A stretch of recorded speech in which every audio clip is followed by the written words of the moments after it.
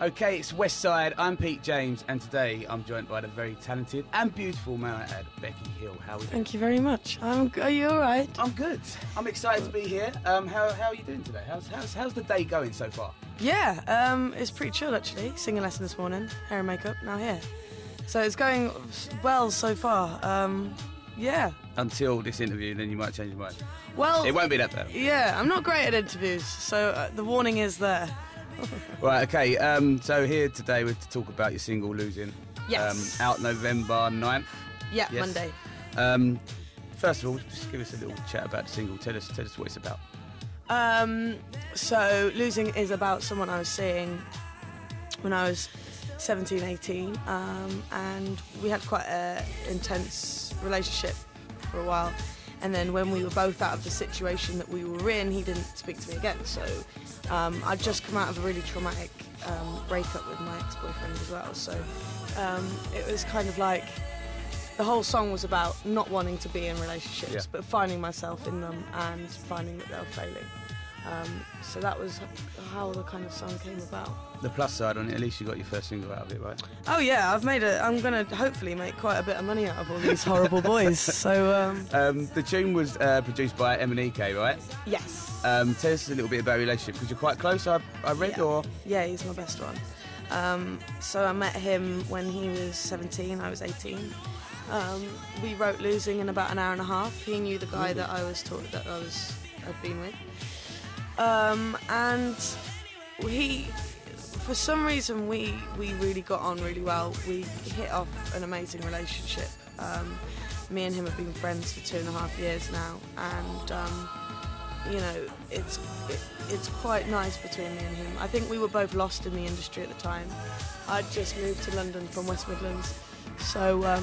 Yeah, I was going to say, how did you meet? Because I actually went to school with M&EK, and I knew you was from West Midlands, and I was thinking, how did it come about? It's because you moved into London. Yeah, so I'm from Worcestershire, and then I was living with a girl off The Voice for a while, and that's how I met Uzo, through the writing session, and we just started hanging out, and he invited me down to a couple of XOYO gigs that he was doing, and invited me to his 18th birthday, and then we just became really close. We'd obviously written a lot together, and then suddenly me and him found ourselves in this really nice musical group full of really talented people who we'd be friends with without the industry anyway. So it's been such a great experience knowing him. Let's talk about the video as well with the single Losing. I noticed obviously you're at a fairground ride sort of place. Yeah.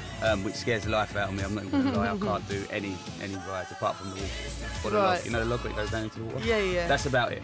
Tell us why that kind of, is that where you met your boyfriend, or the breakup happened? Is that because of the video? Or no, I mean, I wrote that song when I was 18, so now I'm 20.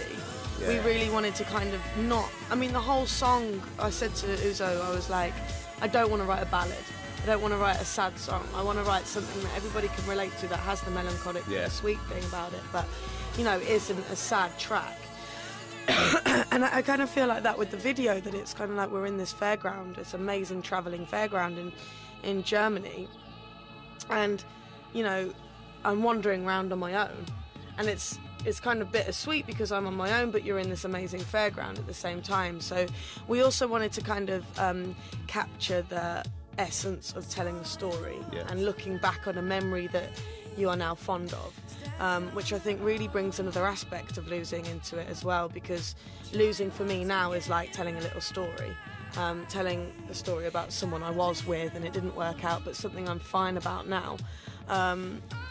So we really wanted to get that across in the video as well, so I really felt like the whole kind of fun fair experience. I've got to say as well, while we're here, to thank you for the vocal on the Gecko's Overdrive. Because thank you. That is just, you know, there's a couple of tunes that just leave you somewhere and they're like my anthems. That has got to be one of them. And for a DJ, it is just wicked. They're the tunes that get you excited to go out. God bless you. And play. Thanks very much. I just now got it off my chest. I actually didn't even realise that you was the vocal on the Afterglow and the Rudimental Powerless as well.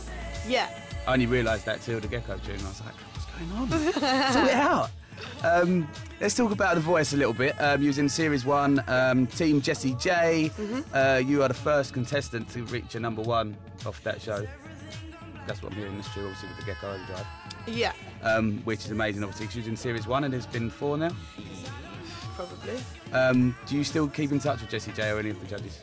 I always kind of giggle to myself when people ask me this. Yeah, 'cause I always do wonder. Well, people always expect that you're having this next level best friendship, on the show. That for some reason, you know, that you're spending every night eating Chinese in their houses. No, the judges are there being paid to do a job. Yeah. They're there getting paid a lot of money to be on that show and a face for that show.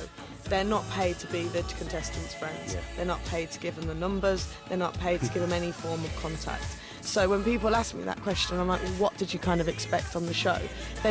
Jessie was my mentor. Yeah, do you get a lot of time with them? Or is it... Yeah, definitely. I mean, Jessie, I don't know about the others. I don't know about the other 3 coaches. Yeah, of course. I obviously only know about mine. Jessie was by far went above and beyond what she was expected to do as a mentor, and she was an invaluable piece of the experience that I had on that show, because I needed help with my vocals, and I needed another female who was focused and at the top of her vocal game to come and help me out with that, and she did. In terms of, was I Snapchatting her pictures of my new dog? No. Sending through some selfies saying, how do I look tonight? Yeah, that never happened even when I was on the show, so it definitely wasn't going to happen 2.5 years later. Also, let's talk about X Factor, because X Factor is on TV at the moment. Obviously, you was in The Voice, so you've seen, obviously, we've experienced all the reality sort of stuff.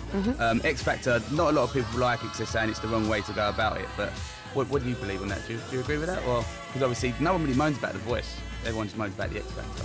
Oh, there's a lot of moaning going on about The Voice as well. Oh, really? Okay. I personally never wanted to go on the X Factor. I didn't have a dog with 3 legs. I didn't have a dead nan. So I had nothing to go on the show and talk about. Do you know what I mean? I had no sub story, and that's why I went on The Voice. But I remember, like, I think talent shows are a bit of a muchness. I really do, because I remember being on the train going down to my second audition and filling out the questionnaire, and the questions were, who is your inspiration?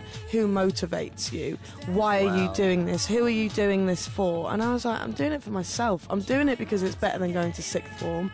And my inspiration is my bar work because it's rubbish. Yeah, exactly. So you know. So they were still asking for the little story there, but obviously they didn't get it. You know, I think anything with these reality TV programs, they're making entertainment out of your art. So as long as you're fine with that, then you'll be fine on those shows. There must just be a limited number of people around though that just watch it for like the live music. I do watch it just to keep an eye on the talent and the live music. I don't care about the stories, just a bit of fast forward. Do you know what I mean? Yeah, I know, I hear what you're saying. Let's have a quick talk about your band you was in. Is it Shaking Trees? Love the name, by the way, Shaking Trees. Do you actually? No. Where did it come from, the name Shaking Trees to start with? We had no idea what to call the band. We had no idea what to call the band. And it's actually my drummer who kind of came up with this idea, and I was like, you know what, that's probably the best of a bad situation. Let's just roll with that. Shaking Trees. I just envisioned everyone I love the trees, shaking man. trees. We were a good huggers. band. We were a good band. But how long were you together for? A couple of years? 18 months, 2 years, yeah. So. You still see the rest of the band? Yeah, I see them occasionally. I still see the boys. They were a lot older than me. I was only 16 at the time. Okay. I wrote and played guitar, so I wrote all the music, I played guitar, and I sang in the band. And we kind of looked a bit weird. There was a 48-year-old balding drummer. There was a 30-year-old scientist on keys, and we had a 26-year-old Russian chef on bass. Wow. So we were quite. And you was called Shaking Trees. And we were called Shaking Trees, and then there was this like 16-year-old student on guitar and. It actually makes sense now, thinking about it. Yeah, it was weird. So, but yeah, I still talk to some of the lads, a couple of them, and you know, I'm really close, and they're so happy that I've done well as well. So, you know, I'm glad the relationship's still there. They're not just jealous, like, oh, made it. Why haven't I made it? Why didn't she bring us, man? Yeah, who did? Right, okay. When I have a chat with the artists, I always put them through some get to know you questions. So let's go with it. Old school garage or UK funky house? Old school garage. Old school garage. High hard or stay in and chill out? High hard. The Voice or the X Factor? The Voice. I don't know if you're into football, but my team's in here. Hopefully you pick the right team. Arsenal or Tottenham? Just pick the right one. That's all that matters. I'm going to go with the one that doesn't have the word arse in it, so Tottenham. Oh, I'm Arsenal. It's all right. It's all right. Handbags or shoes? Shoes. If you had to be in one of these programs, that mean you had to, but if you did, I'm Celebrity Get Me Out of Here or Celebrity Big Brother, which one would it be? Probably...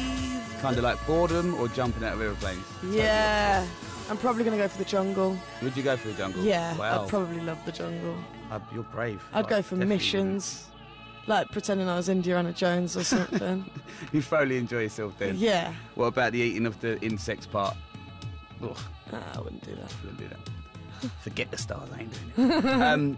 Chinese or Indian? Chinese. Wow, you won that quick. Personality or looks? Personality. Really? Honestly? Honestly. Looking into my eyes? I am so not shallow. You should see some of the guys I've dated. I feel sorry for the guys if they hear this and they're like, oh, I'm not that bad. Nights out with the girls or a night in with the partner? Oh, night out with the girls. Home cooking or takeout? Home cooking. Can you cook yourself? I give it a good go. You can say basically, not really, not that great. Not really, but I do what I need. What's your dish you always cook when you need to try and impress? I don't impress. The things I cook for myself. At least you tell the truth. Yeah, I do a great watercress, cherry tomatoes, and fried salmon in garlic. And It sounds lovely. yeah, I do all of that. I do Sounds that. good. I cook well for myurself. As long as you're happy, that's all that matters. You know what? I'm That's all happy. that I'm matters. so happy. Beyonce or Rihanna? Oh. Rihanna is killing it at the moment, though. Have you seen the pictures on her Instagram? Yes. Oh. Rihanna used to be known as my little pun on radio. She was my wifey from Another Life. Oh, God. Yeah, but Beyonce, Yeah. you'd make love to Beyonce and you'd kind of do nasty things to Rihanna. It'd wouldn't you? get That would naughty be with the- Rihanna. Yeah. Okay, right, the last question, the most important one. Do you like Marmite? Don't think I've ever tried it. You never tried Marmite? I think the smell has put me off. Do you like Twiglets? Not really. I don't really like Marmite. Okay. So, that's the most important question. Thanks. Right, okay, just run through before we go. Losing out 9th of November. Yes. Just to let everyone know, your Twitters, your Facebook, so they can keep up to date with your movement. Or Becky Hill Official, any of them. So yeah, losing out on the 9th of November. You can pre-order it right now in case you can't wait. So please get buying, everyone. Thank you for joining me today. Thank you for Good luck with talking the to rest me of the today. year. Thank you very Have a much. nice Christmas. Just And round the yourself, corner. darling. Have a great New Year. And see you next year. yeah, Big see you things. in 2015. Yes. Thanks for that.